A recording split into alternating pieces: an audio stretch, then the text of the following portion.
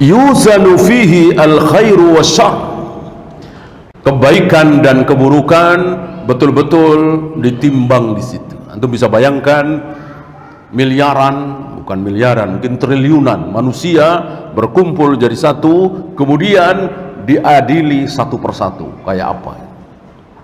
Kayak apa? Menunggu satu persatu, diadili satu persatu.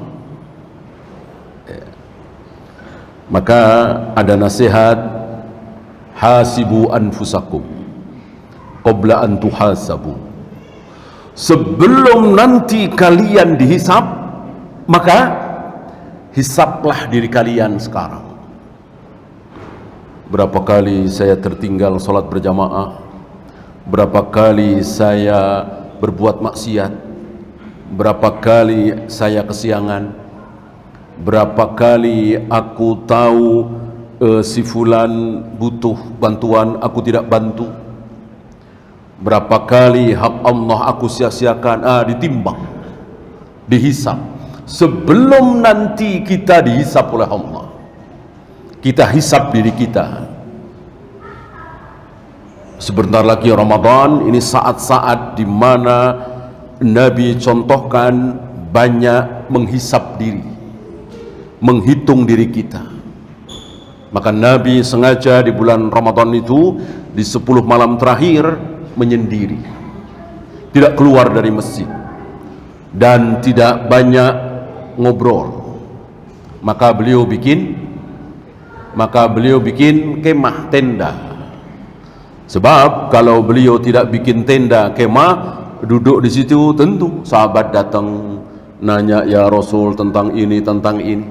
Tujuan tidak tercapai. Jadi membuat tenda, membuat kemah itu cuman supaya betul-betul tidak terganggu. Maka bodoh dan tidak faham ketika hari ini ada, saya dengar itu di beberapa masjid menyediakan kemah-kemah gitu. Ada tenda-tenda kecil. Malah di daerah mana begitu tendanya agak besar. Masuk ke tenda itu berapa? Satu keluarga.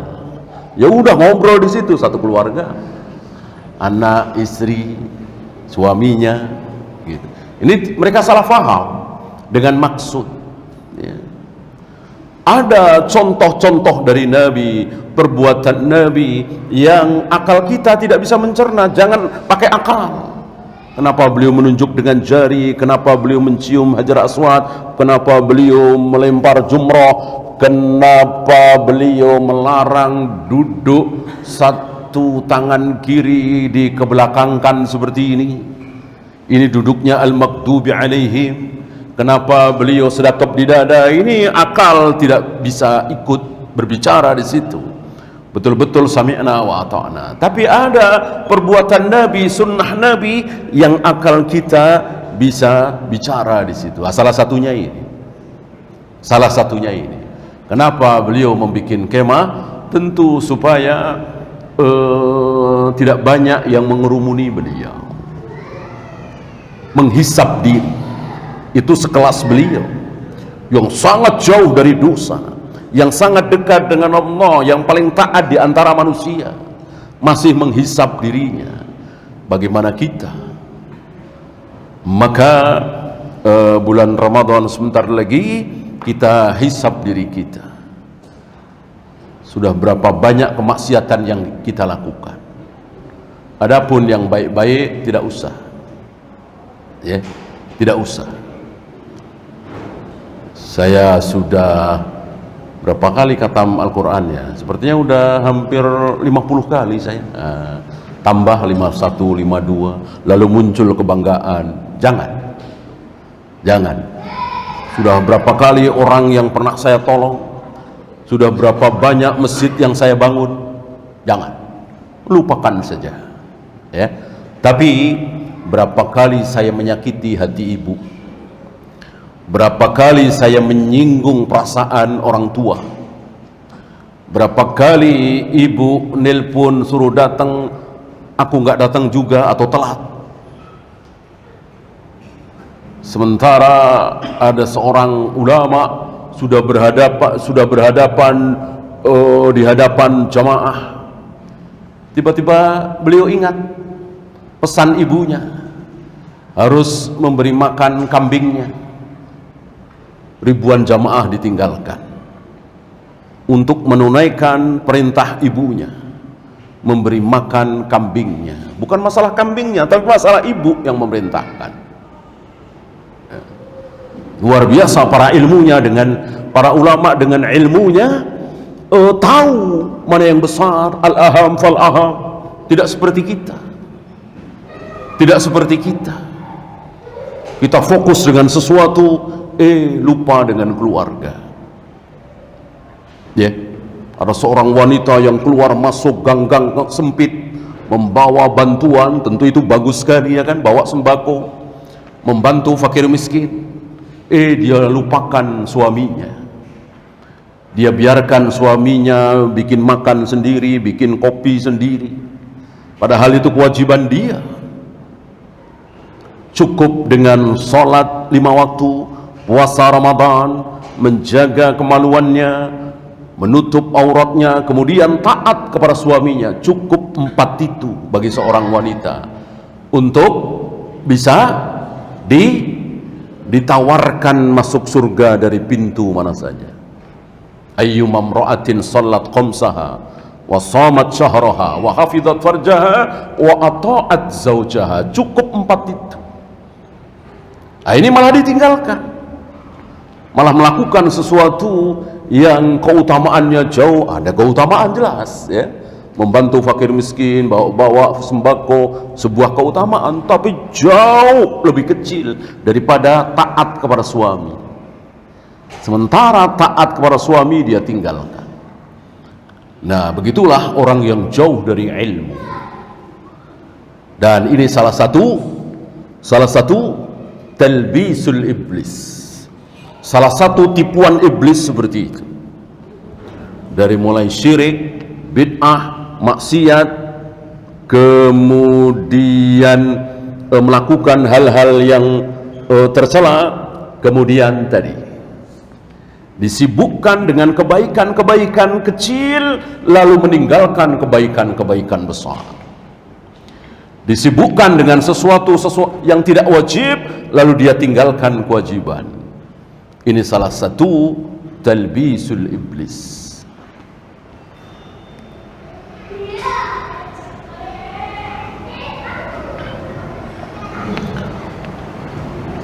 Lahu kifatan, ada 2 neraca, ada 2 anak timbangan, kiri dan kanan ya, timbangan ya, kita belum tahu. Walisan, dan ada lisan. Tentang lisan ini ada keterangan di sini dhaif ya. Ada keterangan tentang lisan ini dhaif. Yang sahih 2 anak timbangan. Mana yang lebih berat antara amal solehnya dengan maksiatnya, antara pahala dengan dosanya, mana yang lebih berat? Dan waktu itu pernah kita bahas bahwa yang ditimbang bukan cuman sholat kita, saum kita, zakat kita, haji kita, bukan, tapi termasuk juga badan, tubuh. Mana dalil? Ibnu Mas'ud. Kita tahu Ibnu Mas'ud itu kecil, krempeng, badannya tidak besar, tidak tegap, tidak gagah. Satu ketika Ibnu Mas'ud memanjat pohon kurma. Lalu para sahabat yang ada di bawah bersama Nabi SAW melihat ke atas, terlihat betis Ibnu Mas'ud yang kecil. Karena memang beliau tidak gagah, tidak besar, betisnya kecil, nampak di situ. Mungkin selama ini tidak kelihatan ya. Begitu memanjat terlihat Seketika para sahabat tidak bisa menyembunyikan rasa gelinya, maka mereka tertawa.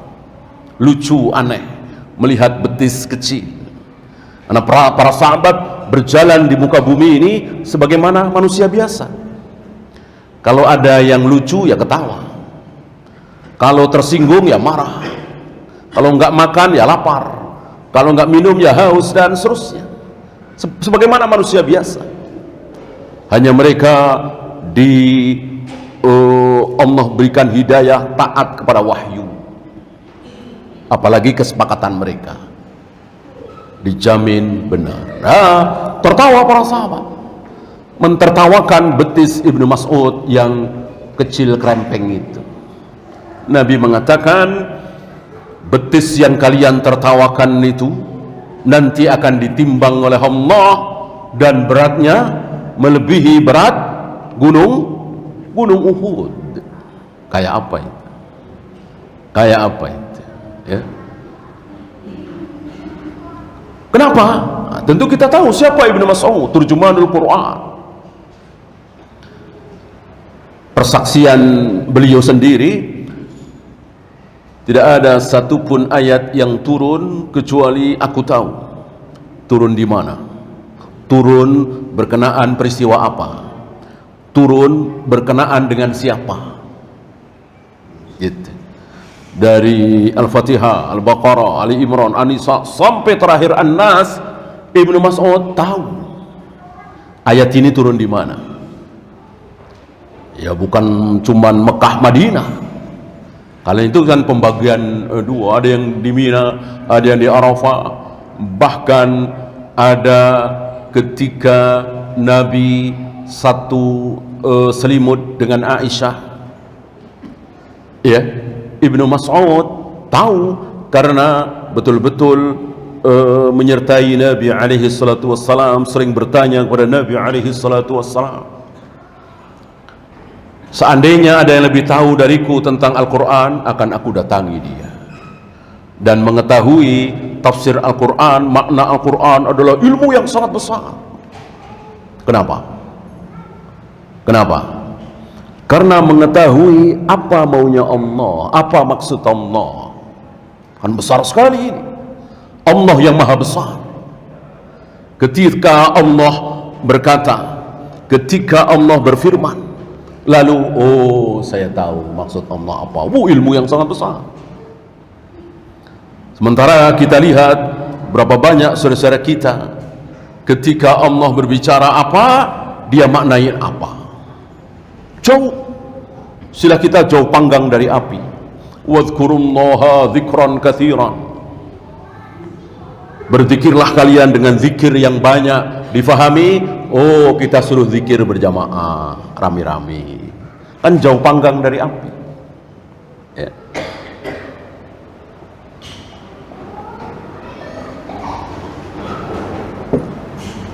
Wa'bud rabbaka hatta ya'tiyakal yakin. Sembahlah Allah sampai kamu yakin. Difahami, menyembah Allah itu ada batasnya. Menyembah Allah itu karena apa? Karena belum yakin. Kalau sudah yakin, tidak perlu lagi menyembah Allah, tidak perlu lagi salat, tidak perlu lagi saum. Karena ayatnya wa'bud rabbaka hatta ya'tiyakal yakin. Sembahlah Allah sampai kamu yakin. Jauh panggang dari api kan? Allah maksudnya apa, dia fahami apa. Padahal yakin di situ, maksud Allah yakin di situ adalah mati. Sembahlah Allah sampai kamu mati. Maksudnya begitu. Karena orang Arab, termasuk Nabi alaihi salatu wassalam, sering menyebut mati dengan yakin. Ketika Utsman bin Mad'un meninggal, Nabi mengatakan, amma Utsman qad ja'ahul yakin. Utsman telah kedatangan al-yakin. Utsman telah yakin, maksudnya telah mati. Maka wa'bud rabbaka hatta ya'tiyakal yakin, sembahlah Allah sampai kamu yakin, maksudnya sembahlah Allah sampai kamu mati. Ada saudara kita memahami, ya yakin seperti bahasa kita. Maka di level tertentu, level makrifat misalnya, orang sudah tidak wajib sholat lagi, sudah tidak wajib saum lagi, bahkan minum khamar sudah tidak haram lagi. Ini sesat dan menyesatkan. Nah, Ibnu Mas'ud selamat dari itu. Ibnu Mas'ud tahu apa maksud Allah di ayat itu, apa maksud Allah di ayat ini, Allah apa yang dikehendaki oleh Allah dari ayat tersebut. Ibnu Mas'ud tahu ini ilmu yang sangat besar. Maka pantas dan wajar betis Ibnu Mas'ud lebih berat dari gunung Uhud. Nah, tahulah kita dari sini bahwa orang yang berilmu, orang yang bertakwa, orang yang beramal soleh itu fisiknya semakin berat. Walaupun kerempeng, walaupun timbangannya nggak sampai 50 kilo misalnya, tapi nanti ditimbang begitu beratnya. Bahkan ada riwayat akan datang manusia yang tinggi, besar, gagah. Ketika ditimbang tidak lebih berat dari sayap nyamuk. Sayap nyamuk tentu ringan sekali. Kenapa? Nggak ada ilmu, nggak ada ketakwaan, nggak ada amal soleh. Jadi bukan karena fisiknya, tapi karena keilmuannya, ketakwaannya, keimanannya. Karena iman kan tidak berada dalam satu derajat, bertingkat-tingkat.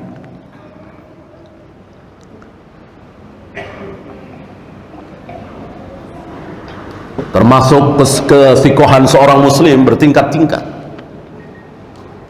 Ada yang dikasih tahu ini haram, ini riba, ini laknat, begini, masih 7 tahun, 8 tahun, 9 tahun nggak keluar dari riba. Ada yang dikasih tahu sekali bahwa riba haram, dia langsung berkemas-kemas. Dia tinggalkan tempat riba. Begitu kira-kira keimanan seorang. Salatnya mirip-mirip, puasanya sama. Salat subuh sama-sama 2 rakaat, salat maghrib sama-sama 3 rakaat, puasa Ramadan sama-sama sebulan.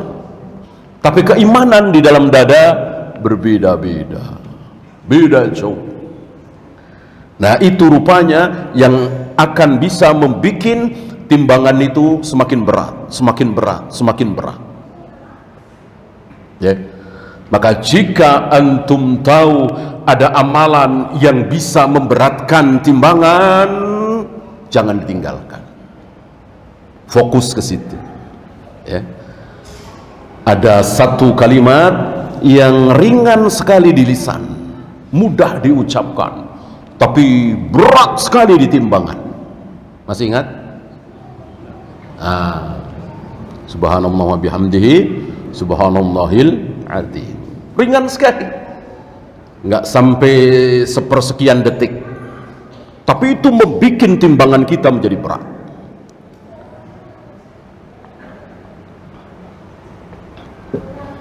Daripada bengong, daripada ngelamun, daripada main handphone nggak jelas, ngelihat YouTube yang nggak ada gunanya, sambil nyender, nunggu pesawat datang, nunggu kereta datang. Subhanallah wa bihamdihi, subhanallahil azim. Subhanallah wa bihamdihi, subhanallahil azim. Ada lagi kalimat-kalimat yang bagus sekali kita ucapkan saat terjadi bahaya. Dan kalimat itu diucapkan oleh 2 manusia. Dua-duanya manusia terbaik, nomor 1 dan nomor 2. Siapa dan siapa? Nabi Muhammad dan Nabi Ibrahim alaihi wassalatu wassalam mengucapkan kalimat yang sama. Saat apa? Saat dua-duanya terancam. Yang Nabi Ibrahim saat detik-detik menjelang dibakar. Badan sudah diikat, kayu sudah mau dinyalakan.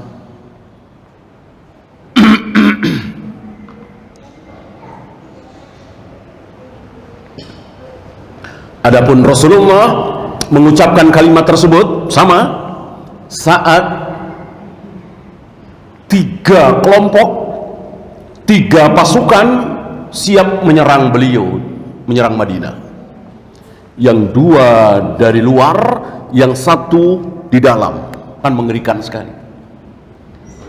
Pasukan kafir Quraisy yang dipimpin oleh Abu Sufyan, waktu itu Abu Sufyan masih kafir, kemudian orang-orang Arab yang masih jahiliyah di sekitar Madinah, di luar kafir Quraisy, satu lagi orang-orang munafik yang ada di dalam Madinah. Kan mengerikan sekali. Innan nasa qad jama'u lakum. Mereka mengatakan manusia sudah sepakat untuk menyerang kalian dari 3 jurusan. Perang Ahzab. Ahzab jamak dari hizb, kelompok-kelompok. Nah, genting sekali, bahaya sekali. Apa yang diucapkan oleh beliau sama dengan yang diucapkan oleh Nabi Ibrahim. Padahal jaraknya berapa ribu tahun. Jarak antara beliau dengan Nabi Ibrahim berapa ribu tahun. Tapi karena sumbernya sama, yang ngajarin sama, maka keluar dari mulut mereka berdua kalimat yang sama. Hasbunallah wa ni'mal wakil. Hasbunallah wa ni'mal wakil. Kalimat ini keluar dari mulut 2 manusia terbaik di muka bumi saat dua-duanya berada dalam kegentingan yang luar biasa. Dalam hidup ini tidak mustahil kita akan mengalami hal seperti itu. Mungkin sebentar lagi rumah kita mau dibakar oleh penjahat misalnya. Sebentar lagi kita mau ditangkap. Sebentar lagi kita mau dibunuh. Jangan lupa hasbunallah wa ni'mal wakil. Kalimat-kalimat sepele, ringan sekali di lidah, tapi karena yang mengajarkan adalah Allah yang maha besar, maka berakibat besar. Maka untuk zikir, wirid dan seterusnya jangan mengarang sendiri. Pakailah dalil, pakailah ayat, pakailah hadis. Kalau ngarang sendiri, sebagaimana para ahlul kalam falasifah, ya tidak akan mendapatkan. Mereka mengarang sendiri dengan syair, dengan menggubah kalimat-kalimat yang indah, nggak ada nilainya. Ya paling enak didengar. Kalau nasihat, ya mungkin nasihat yang bisa menggugah. Adapun mukjizat seperti tadi, nggak ada, nggak ada. Ya. Apalagi kalimat bisa menyakitkan syaitan dan seterusnya, nggak bisa, kecuali qala Allah wa qala Rasul.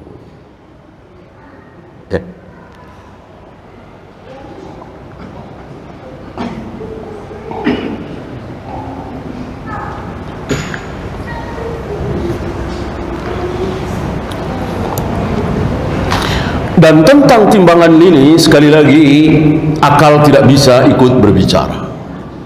Jadi betul-betul berdasarkan dalil. Karena besar kecilnya pahala, besar kecilnya dosa itu tidak minta izin dengan akal kita. Tidak minta izin dengan akal kita. Ambil contoh. Ada perbuatan dosa. Apa misalnya? Membunuh. Bahkan gak tanggung-tanggung yang dibunuh orang tuanya. Kayak apa itu dosanya? Sepakat seluruh manusia, ini perbuatan biadab, terkutuk, dosa besar. Nah, sementara ada orang yang mengambil seekor ayam, lalu seekor ayam itu dia sembelih dengan mengucapkan dengan nama Syekh Abdul Qadir Jailani, atau dengan nama Jibril, atau dengan nama Rasulullah, bahkan diteruskan dengan Bismillah. Mana besar dosanya? Kalau pakai akal, pakai ra'yu, pakai nurani, pakai logika, tentu yang pertama lebih besar dosanya. Terkutuk, terlaknat, orang tua dibantai, dibunuh. Ya, tapi kalau pakai ilmu, pakai dalil, antum tahu menyembelih dengan nama selain Allah adalah perbuatan syirik. Diampuni apa tidak? Tidak diampuni. Innallaha la yaghfiru ayyushraka bihi wa yaghfiru ma duna dzalika liman yasha. Allah tidak akan mengampuni dosa orang yang berbuat syirik. Allah akan mengampuni dosa apapun selain syirik bagi siapa yang Allah kehendaki. Termasuk apapun selain syirik, termasuk membunuh kedua orang tuanya itu. Ini kan bukan syirik. Mungkinkah diampuni oleh Allah? Mungkin, bukan pasti ya, mungkin. Pada satu ketika Allah akan hentikan siksaannya itu, atau tidak disiksa, terserah Allah. Insya'a adzabahu wa insya'a ghafara lahu. Kalau Allah mau, Allah siksa dia karena memang berbuat dosa, atau kalau Allah mau, Allah ampuni tanpa siksa, tanpa neraka, tanpa azab sedikit pun. Contohnya sahibul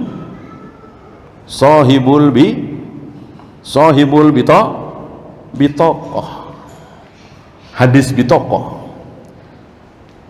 orang yang memegang bitokoh itu, kartu itu. Jadi kebaikan dia hanya ada di kartu itu. Ada apa di kartu itu? Salat nggak ada, saum nggak ada, zakat, haji, baca Al-Quran boro-boro nggak ada. Yang ada di kartu itu cuman la ilaha illallah. Cuman itu kebaikan satu-satunya yang dia miliki. Dia yakin betul bahwa yang berhak disembah hanya Allah satu-satunya, yang lain tidak berhak. Dia yakin betul.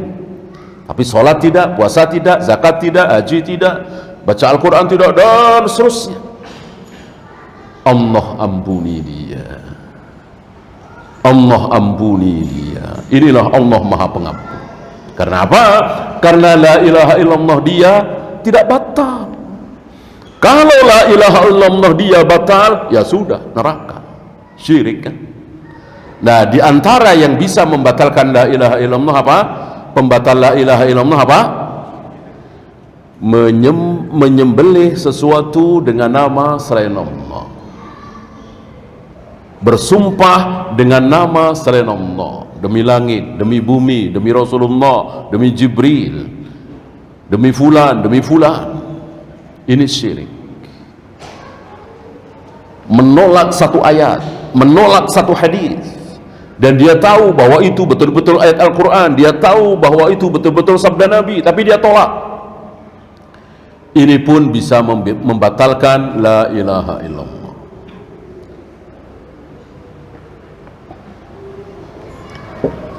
Menghina salah satu syariat Islam, menghina syariat tawaf misalnya, menghina syariat melempar jumrah misalnya, menghina syariat menunjuk dengan jari misalnya, ini pun bisa membatalkan la ilaha illallah.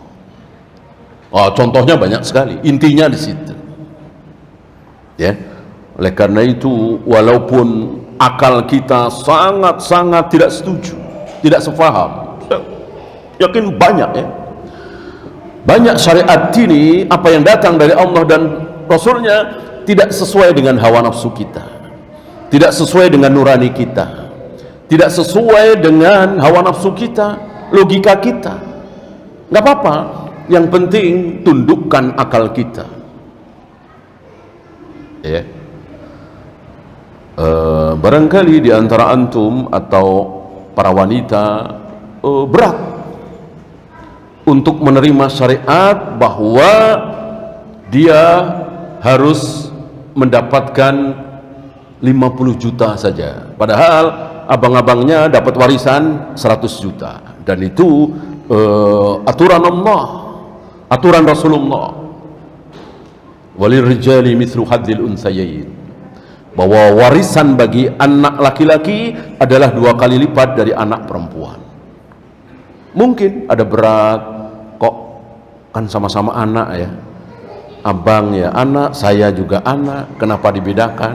Ada perasaan seperti itu, tundukkan, jangan dilontarkan, jangan diucapkan, tundukkan. Allah Maha Tahu.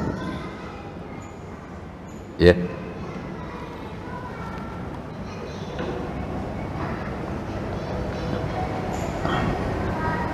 seperti para sahabat itu menundukkan diri ketika turun ayat yang menurut mereka seberat-beratnya. Apa? Dan bagi sahabat ini nggak masuk akal ayat ini, nggak bisa diamalkan ayat ini. Apa? Wa in tubdu ma fi anfusikum aw tukhfuhu yuhasibkum bihillah. Apapun keburukan yang kalian tampakkan, lakukan, ucapkan, aw tukhfuhu, atau kalian sembunyikan di hati, sembunyikan saja, yuhasibkum bihillah, dua-duanya dihisap oleh Allah. Para sahabat faham ayat ini, maka para sahabat datang kepada Nabi alaihi salatu wassalam dengan berlutut, dengan mengatakan, ya Rasulullah, kullifna minal amal. Ya Rasul, selama ini kami dibebani amal-amal dan kami sanggup untuk sholat, insya Allah kami sanggup, untuk saum, untuk zakat, untuk haji, insya Allah kami sanggup, untuk jauh dari zina, dari khamar, dari judi, insya Allah kami sanggup. Tapi sekarang Allah memerintahkan sesuatu yang kami tidak sanggup. Bagaimana hati harus terus baik, terus bersih? Gak mungkin. Kalau mulut iya, kalau mata iya, kalau tangan kaki iya, tapi kalau hati tidak ada perasaan sesuatu. Ketika tetangga kita yang ahli maksiat tiba-tiba rezekinya melimpah ruah, sementara kita yang berusaha taat, sholat berjamaah di masjid, jualan nggak laku-laku misalnya, atau sama-sama jualan, dia laris sekali, kita nggak laku. Mungkinkah ada sesuatu di hati kita? Mungkin, pasti. Nggak mungkin hati kita akan diam saja. Kalau mulut bisa diam, mata bisa diam, tangan kaki bisa diam, hati nggak mungkin. Nah, menurut ayat ini, mau engkau tampakkan atau sembunyikan sama, Allah akan bikin perhitungan betapa beratnya. Lalu Nabi menasihati, kalian jangan seperti Bani Israel. Apa ucapan Bani Israel yang terkenal? Sami'na wa asayna. Sami'na wa asayna. Kami cuma dengar tapi kami nggak mau taat. Kami dengar doang tapi kami nggak mau taat. Itu ucapan Bani Israel. Kalian jangan ikut-ikut.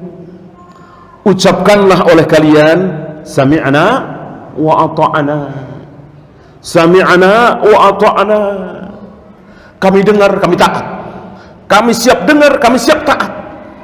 Walaupun berat. Ditundukkan akal mereka, logika kita, logika mereka, nurani mereka, dengan mengucapkan sami'na wa ata'na. Ghufranaka Rabbana wa ilaikal masir. Itulah para sahabat. Walaupun berat, dipaksakan, karena ini perintah Allah dan Rasulnya. Nggak selang lama ayat itu dihapus. Masih ada memang ayatnya, tapi dihapus. Apanya? Dihapus hukumnya, diganti dengan hukum baru. Berarti ini cuma ujian. Allah menguji para sahabat mau taat apa tidak. Semangatnya semangat taat apa semangat kritis. Kalau Yahudi Bani Israel semangatnya semangat kritis, Allah dikritisi. Jangan sapi doang dong, jangan sapi betina doang dong, yang tua apa yang muda, kritis. Yang sudah buat kerja apa belum, yang warnanya apa, dan seterusnya, kritis. Kalau kritis terhadap dosen, terhadap guru, terhadap ulama, mungkin baik. Ini kritis terhadap Allah Rabbul Alamin yang maha benar. Nah, para sahabat terhadap Allah tidak ada semangat kritis. Semangatnya adalah sami'na wa ata'na. Maka setelah para sahabat diuji, lalu mereka lulus dengan sami'na wa ata'na tadi, maka hukuman itu dihapus. Hukum itu dihapus, diganti dengan hukum baru, dengan diturunkan ayat yang berbunyi la yukallifullahu nafsan illa wus'aha Allah tidak akan membebani seseorang dengan beban yang dia tidak sanggup memikulnya. Nggak sanggup. Nggak sanggup kita semua untuk menjaga hati kita selalu baik, selalu bersih, nggak ada iri, nggak ada sesuatu di hati kita, nggak ada jengkel, nggak ada marah, nggak mungkin. Nggak ada tersinggung, nggak mungkin. Bukan manusia. Bukan manusia. Ya. Dengan para sahabat sami'na wa ata'na, lalu hukum yang berat itu diangkat. Kalau tidak salah kan pernah kita bahas tentang tiga macam mansukh. Ini salah satu jenis mansukh. Mansukh lafadznya, hukumnya masih ada. Lafadznya sudah tidak ada, ayatnya sudah tidak ada, tapi hukumnya ada. Apa? Rejam. Ya. Ya, sudah masuk? Isa, silakan adzan dulu. Wassallallahu ala Muhammadin sallallahu alaihi wasallam. Wa akhiru da'wana alhamdulillahi rabbil alamin. Alhamdulillah, salatu wassalamu ala rasulillah, la hawla wa la quwwata illa billah.